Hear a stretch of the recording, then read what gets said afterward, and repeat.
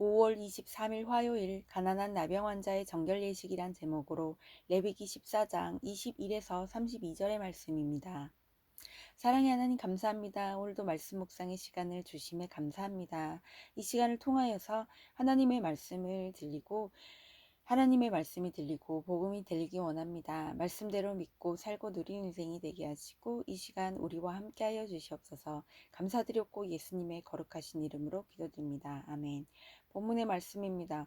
만일 그가 가난하여 그의 힘이 미치지 못하면 그는 흔들어 자기를 속죄할 속건제를 위하여 어린 수양 한 마리와 속죄제를 위하여 한 마리와 소제를 위하여 고운 가루 10분의 1 에바에 기름 섞은 것과 기름 한 녹을 취하고 그의 힘이 미치는 대로 산비둘기 둘이나 집비둘기 새끼 둘을 가져다가 하나는 속죄 제물로 하나는 번제물로 삼아 여덟째 날에 그 결례를 위하여 그것들을 회막문 여호와 앞 제사장에게로 가져갈 것이요 제사장은 속건제 어린 양과 기름 한 녹을 가져다가 여호와 앞에 얹들어 요제를 삼고 속건제 어린 양을 잡아서 제사장은 그 속건 제물의 피를 가져다가 정결함을 받을 자의 오른쪽 귀뿌리와 오른쪽 엄지손가락과 오른쪽 엄지발가락에 바를 것이요 제사장은 그 기름을 자기 왼쪽 손바닥에 따르고 오른쪽 손가락으로 왼쪽 손에 기름을 조금 찍어 여호와 앞에 7번 뿌릴 것이요 그 손의 기름은 제사장이 정결함을 받을 자의 오른쪽 귀뿌리와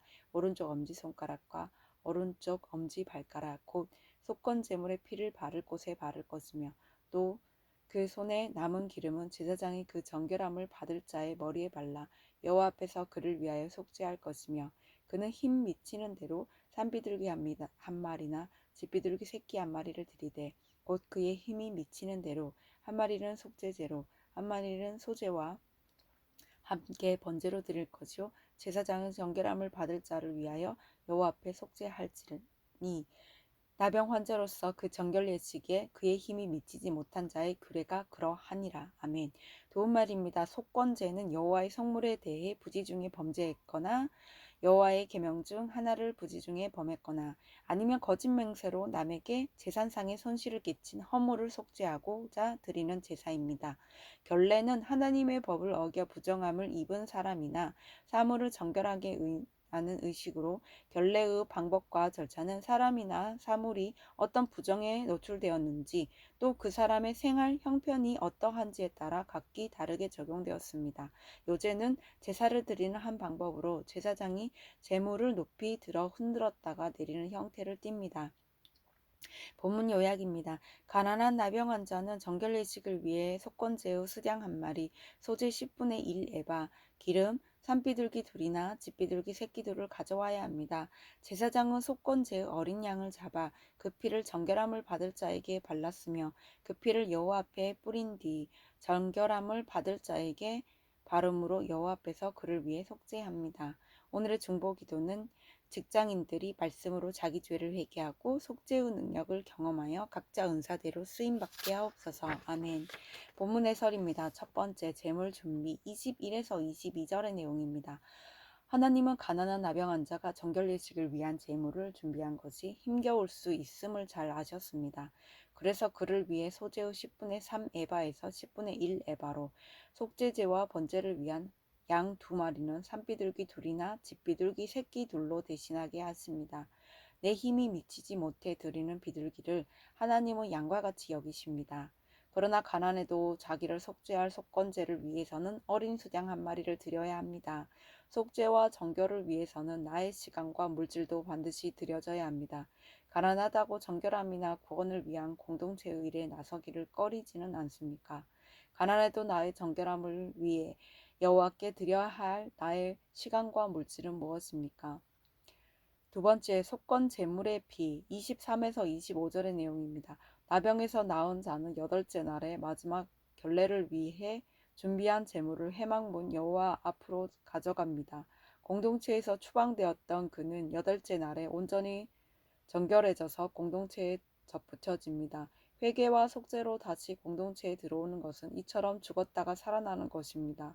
이런 화해와 부활을 위해 제사장은 속건 제물의 피를 정결함을 받을 자의 오른쪽 귀뿌리와 오른쪽 엄지손가락과 오른쪽 엄지발가락에 바릅니다. 이것은 하나님의 은혜에 나의 모든 것을 내어 맡기고 주의 보혈로 씻음 받는 것입니다. 적용 질문입니다. 회개와 속죄로 공동체에 다시 들어오는 것이 죽었다가 살아나는 사건임을 믿습니까? 내가 듣고 행하고 움직이는 것 중에 주님의 보혈로 씻어야 할 것은 무엇입니까? 세 번째, 기름 26에서 32절의 내용입니다. 속건 제물의 피를 정결함을 받을 자에게 바른 후에 제사장은 기름을 찍어 여호와 앞에 7번 뿌립니다. 이는 기름을 여호와께 성별하여 드린다는 뜻으로 권능과 능력의 근원이 여호와이심을 고백하는 행위입니다. 그 후 제사장은 기름을 이미 속건 제물의 피에 묻어 있는 정결함을 받을 자의 오른쪽 귓부리와 오른쪽 엄지손가락과 오른쪽 엄지발가락에 바릅니다. 그런데 이때 기름을 피 위에 바르는 것이 중요합니다. 성령의 사역은 속죄의 능력을 바탕으로 이루어지기 때문입니다. 적용 질문입니다. 나는 속죄의 능력 없이 성령의 사역만 부르짖지는 않습니까? 내 죄를 보고 회개하는 가운데 나의 은사가 어떻게 귀하게 쓰임받고 있습니까?